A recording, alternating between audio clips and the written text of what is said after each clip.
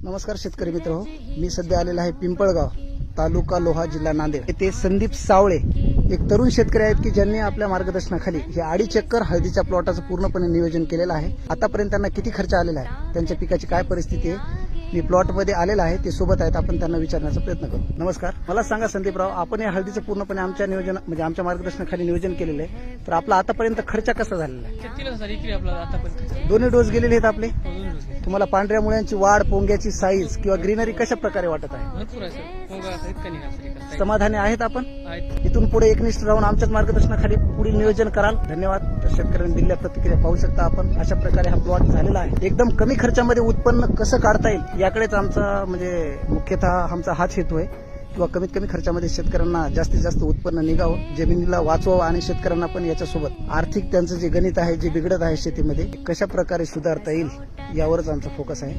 धन्यवाद।